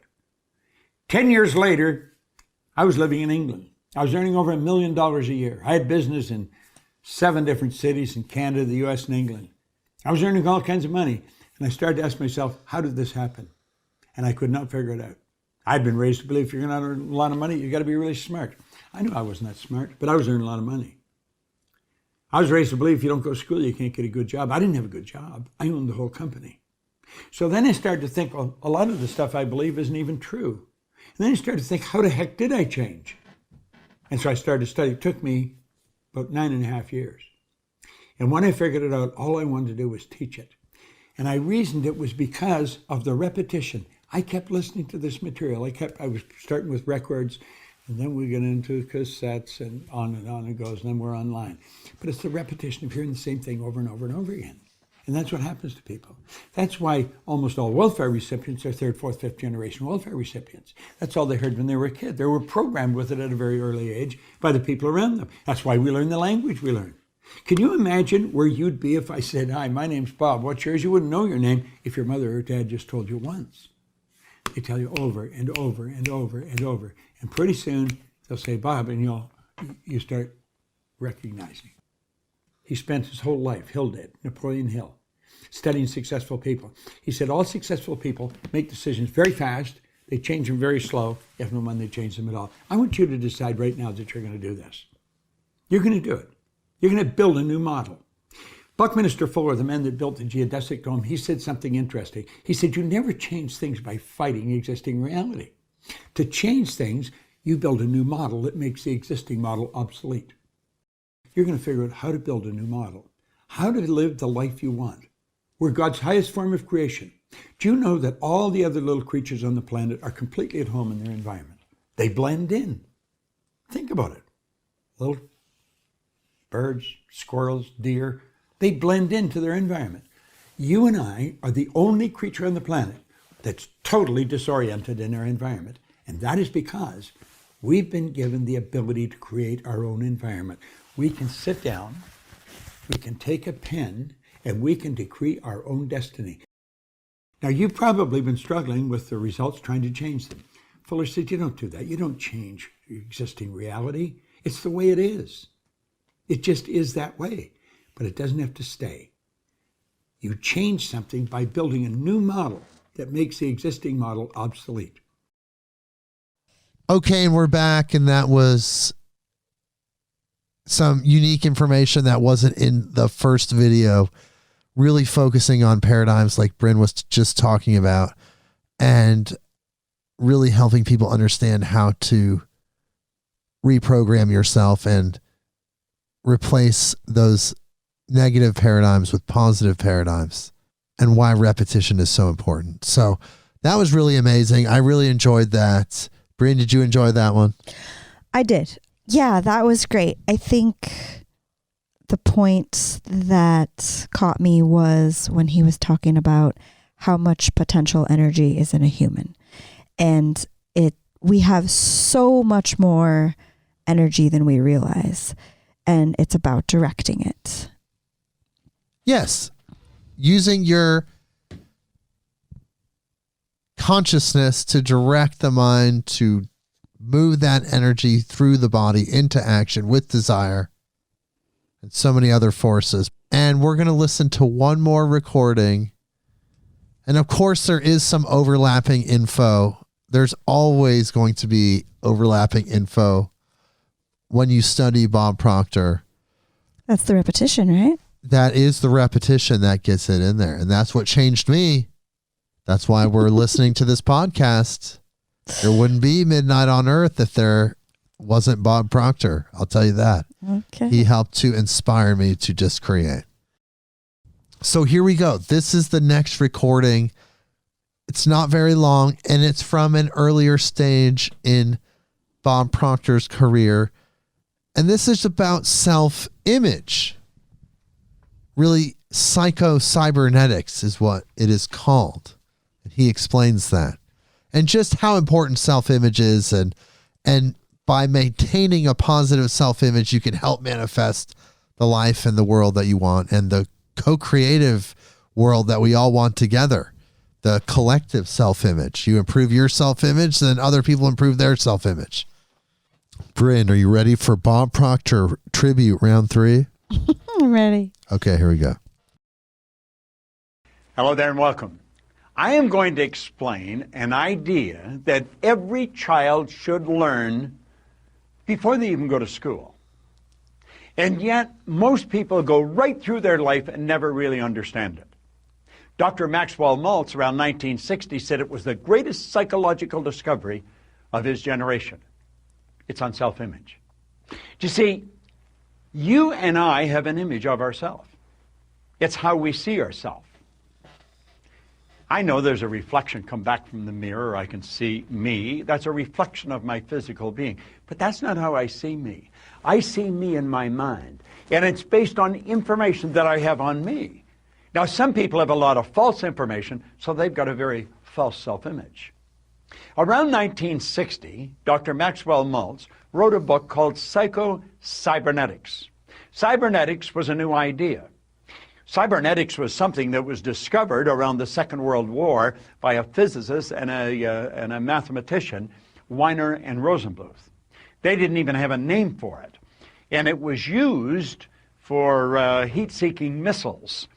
And they pointed out that cybernetics is the science of control and communication in the animal and in some machines. And what it does, it measures deviation from a set goal, sends information into a coordinating mechanism that'll correct the output and keep whatever it is moving towards the goal. Well, do you know you have a cybernetic mechanism locked up in you? Now what I've just said may not make any sense to you at all, but before you finish watching this video, it's going to make a lot of sense. Now, if you've heard me speaking at any event or in any video or audio, you've heard me talking about paradigms. Paradigms are nothing but a multitude of ideas, a multitude of habits that are fixed in the treasury of our subconscious. Paradigms are partly genetic and partly environmental. In other words, the ideas are built right into the genes at birth. That's why we look so much like our relatives. So when we tie all these together, it makes a very interesting story. And I'm going to ask you to sit back, take notes if you want, but really pay attention. If you have kids in school, this is critical. If you're in sales, your sales will skyrocket. Relationships, just anything that you're going to do is dependent on how you see you. So let's think about it. Cybernetics and paradigms. Very, very interesting subject. Cybernetics and paradigms are both control systems that operate essentially on the same principle. Both maintain a definite course of action and will not deviate from the course that has been established. You must alter the paradigm to achieve the result that you desire. Now think about that for a moment. You'll see people stuck at a certain level. Go ask any sales manager to give you the names of their salespeople, and they can tell you what those salespeople are going to do next month and next year. Why? Because they're programmed. They just come in about the same, maybe up and down a little, but they come in about the same. How about athletes? Every coach will tell you exactly how they're going to play. There's patterns. They're called habitual patterns. Well, that's a paradigm. Now, this is a beautiful concept. So let's understand it. Cybernetics and paradigms. All right? There's a thermostat. Now, a thermostat in your home is a cybernetic instrument. Now, I live in Toronto, so a good part of the year it gets pretty cold there. Other parts of the year it gets pretty warm. But in the winter, you would have your thermostat set to control the room temperature at around 70 degrees. Now, you could be sitting there reading a book or something, and all of a sudden you feel a draft around your feet, and you're starting to feel a little cool, and you think, what's going on? So you go and look at the thermometer, and you notice that the temperature is not 70, it's dropped to 65 degrees. You start to investigate, you think, what's wrong?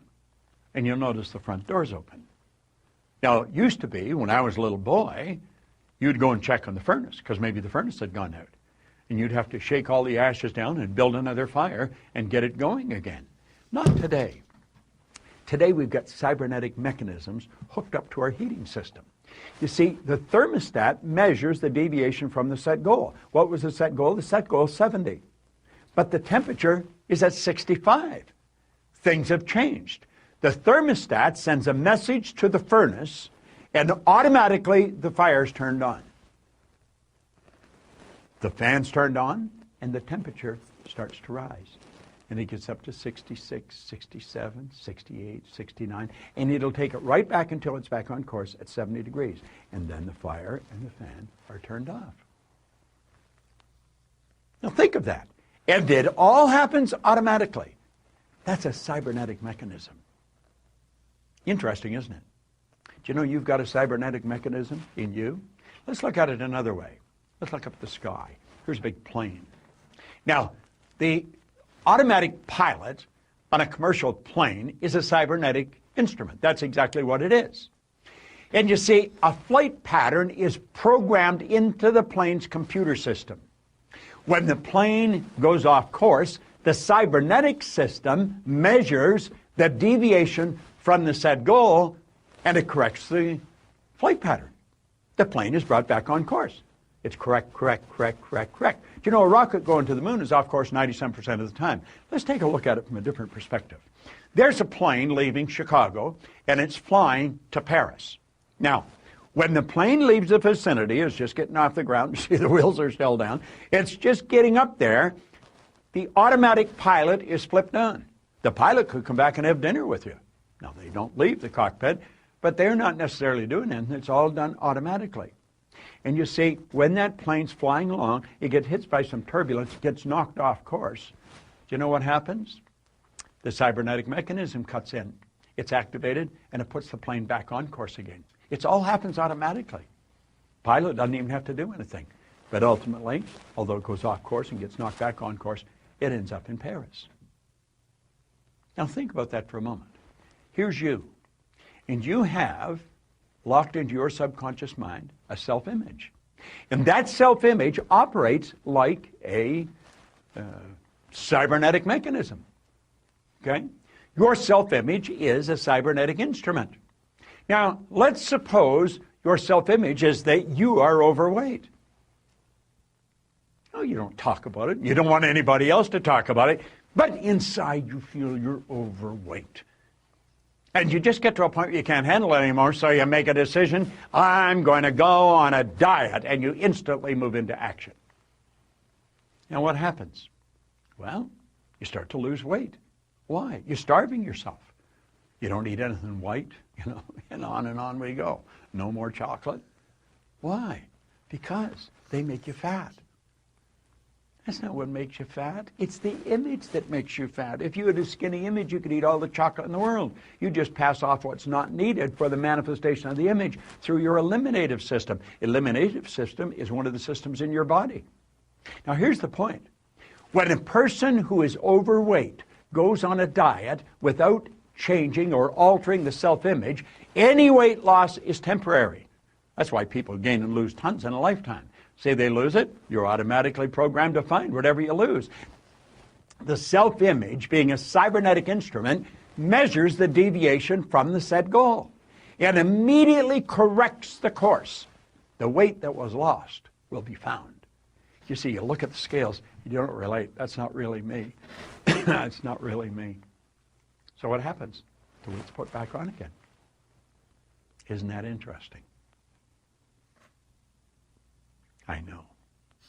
If you have a weight problem, you're saying, damn, I never knew that. Well, now you do know it. But you see, if you're going to change the weight, you've got to change the paradigm.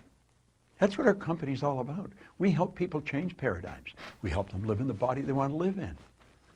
I'm so happy and grateful now that I'm at my perfect weight. I'm looking good and I'm feeling great.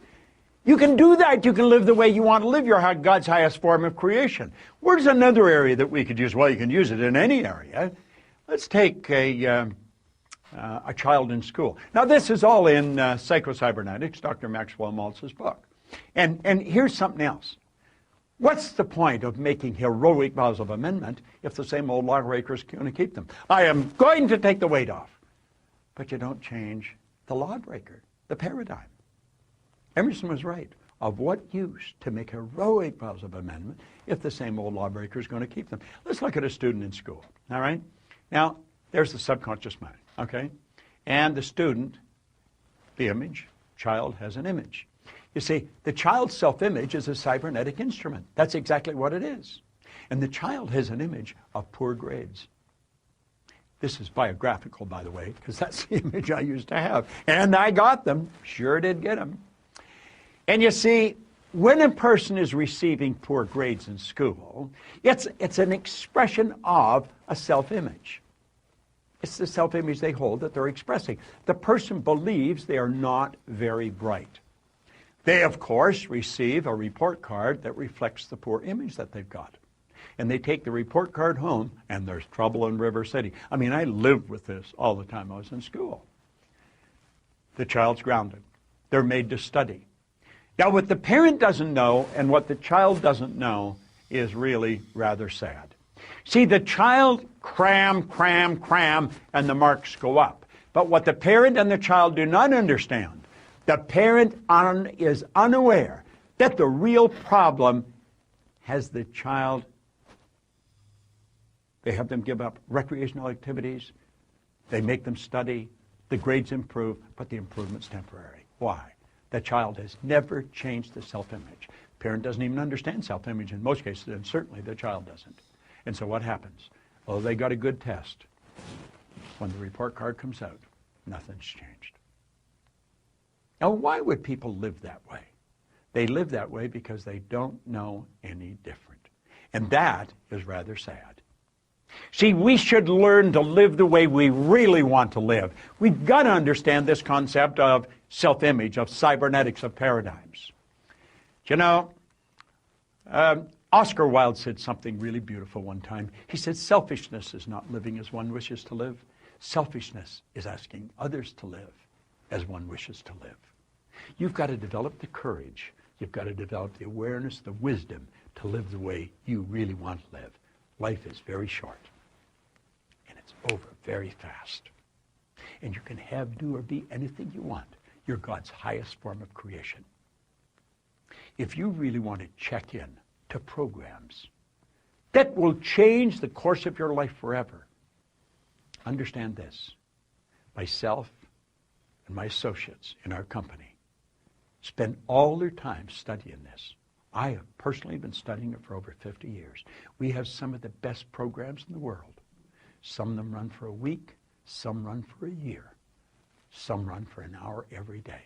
But I'll tell you this, they'll have you running in the direction that you want to go for the rest of your life. Leave us your information. Let us talk to you. And absolutely refuse to spend another day living the way someone else wants you to live, so that they're going to be happy with you. See, most people live the way they think other people think they should live. At the very best, that's going to be a bad trip. This is your life.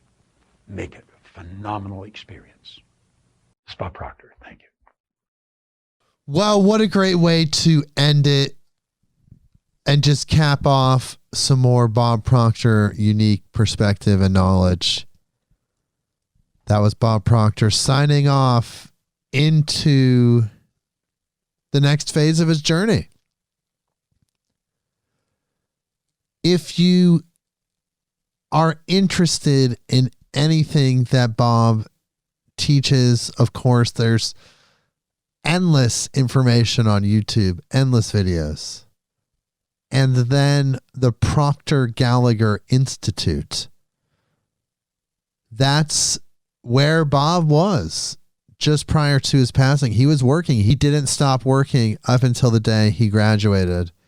And now his business partner, Sandy Gallagher, is taking over. So the Proctor Gallagher Institute exists. So if you're interested in this, go check that out. Check out everything. And what I found helpful was when I listened to Bob's recordings or watched his videos and he would bring up a book, I would write that book title down, go and get that book and read that book. When he brought up a speaker or someone that influenced him in some way, I would go study that person. And by doing that, it unlocked a whole new level of information for me, which then led me to a whole new level of my own personal development. Brynn, what did you think of this final video of Bob Proctor? How did it make you feel knowing that he's graduated and he's still teaching us? What did you think about that last one? Psycho-cybernetics. Yeah. Well, first, I just wanted to touch on what you just said. I think that that's really great advice, and something I have done as well is to study who he studied. When he brings up, someone that he found to be really knowledgeable or really changed the way he thought about things, is to go find that book, find that author, because they all explain it in different ways. And I found that some of the people he recommended really spoke to me. And sometimes I understood that person more than I even understood him, or, understood one person more than another. So I think that's a really great piece of advice there, is to check out the people that he learned from. Yes, definitely Earl Nightingale, Napoleon Hill, so many people. Yeah. Wallace D. Wattles was huge for me. Also Ralph Waldo Trine, Genevieve Behrens. She was really great. And there's so many. But anyway, as you hear him speak, he definitely always gives credit to the teachers that he had and people who inspired him. As far as that little lecture, I think it's just another great reminder that your thermostat is set and it's going to return back to where it's set to, and that's your paradigm. And so I think, it's important to know where your thermostat is set and to put it on the frequency that you want it to be on. And your self-image helps to control how you shape your paradigm, which is interesting. So it's really important to grab a hold of your self-image and create the self-image that you want for yourself, and then live that and become that. Absolutely. And there's something that he talks about, I believe it's in a lecture series he does with Mary Morrissey called Working with the Law. Highly recommend that series. That goes into some real depth that we couldn't really cover in these short little clips here tonight.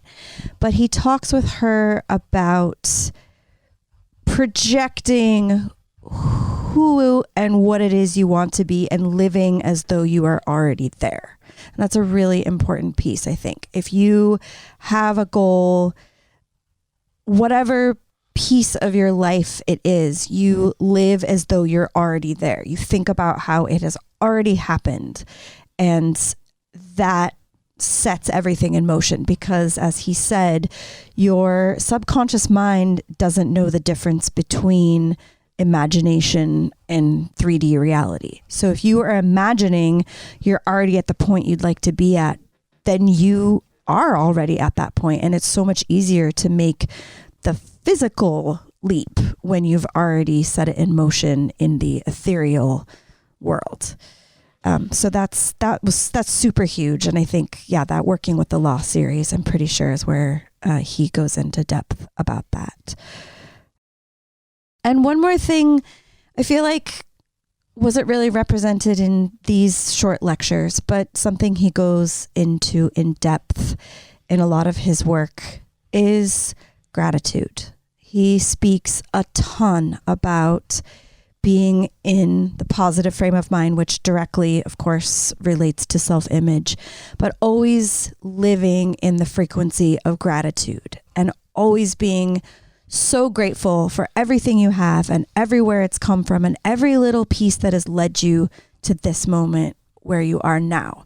And that carries you further to the next moment of where you'd like to be, and focusing on what you want rather than what you don't want, what you have rather than what you don't have. Right. And that is where the growth's at, because you can be grateful, but you don't necessarily, as Bob says, have to be satisfied. Dissatisfaction is a creative state. It helps you grow. But every step of the way, you're grateful for every aspect of every blessing that's given to you by your attractive force, which is ultimately linked to that divine force that you're in harmony with. So having that gratitude is essential. And we're grateful for Bob Proctor. 87 years of life on earth, over 60 years of teaching incredible information, influenced myself, influenced Brynn Anderson, influenced my friends, influenced you, because it influenced me to start this podcast. There's so much that Bob has done for me. All the people in my life have learned from Bob. I deeply appreciate Bob Proctor, this tribute episode. Just want to say thank you, Bob. And when I graduate, I hope to meet you in that other dimension. Brynn, is there anything else you want to say before we go? Thanks to Bob and all of his teachers as well, and just that divine knowledge that he was able to gather and harness and put out in his own unique way for us to all gather and grow from and carry out into the world. And also thanks for having me to do this meaningful memorial for him. Tribute episode, yes. And people, check out the Proctor Gallagher Institute. It's proctorgallagherinstitute.com. Get in touch with them if you're interested. And everyone, we'll see you next week. Hopefully, we don't have to do any more tribute episodes anytime soon. Let's take a break from that. Yeah. We'll see you next week, people. Midnight on Earth.